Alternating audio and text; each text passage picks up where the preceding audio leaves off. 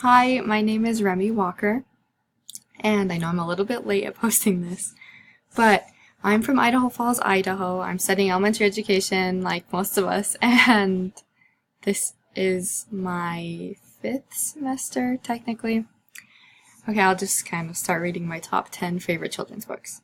My first would have to be Junie B. Jones, and I know it's a series, but I'm just going to classify it as one. Because growing up, I really struggled with reading, and because of that, I was sent out into the hallway, and it continued from 1st grade to 2nd grade, and it was embarrassing to have to go out in the hall.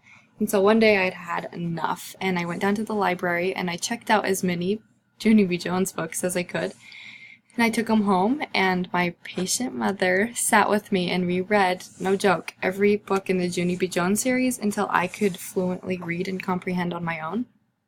And so, although Junie B. Jones is crazy and she's such a fun fictional character, she played an intricate role in my childhood and education because she helped me become confident in reading, and she really helped me to learn to love to read.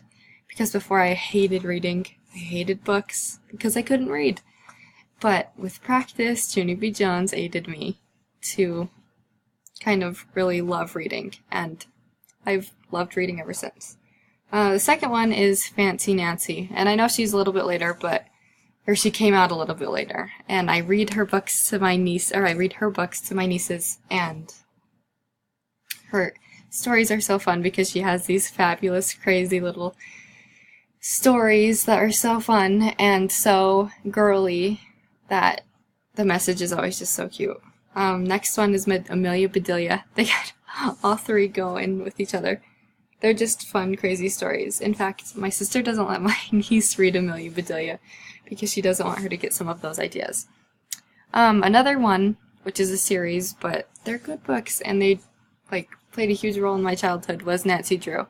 I loved escaping in her books because it's just so fun to be able to read a little mystery and pretend that you're the sleuth and detective, and then see as she finds all the clues and figures out the mystery in the books. It's just so fun. Another one is Dr. Seuss's And to Think That I Saw It on Mulberry Street. That's kind of me and my dad's book, and I love that one because of memories with that. Another kind of chapter book is Little House on the Prairie. Loved that growing up, little Laura. When I was super little, I loved the book If You Give a Mouse a Cookie.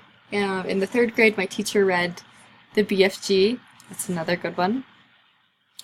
And I really love, because Halloween's coming up, I loved reading it every year, The Legend of the Spooky Little Square Pumpkin. It's such a cute book with such a cute message in it. And then, to finish off my top 10, I would have to say The Secret Garden is my favorite book. And I just think it has such a beautiful message to it. I read it just last year again because it's just so uplifting. It's just a message of happiness and unselfishness. But to end my video, I'm going to read just a little paragraph from The Secret Garden. It says, "One of the new things people began to find out in the last century was that thoughts, just mere thoughts, are as powerful as electric batteries, as good for one as sunlight is, or as bad for one as poison is. To let a sad thought or a bad one get into your mind is as dangerous as letting a scarlet fever germ get into your body. If you let it stay there after it has gone, you may never get over it as long as you live." So, that's my top 10. Good luck this semester. Have a great week.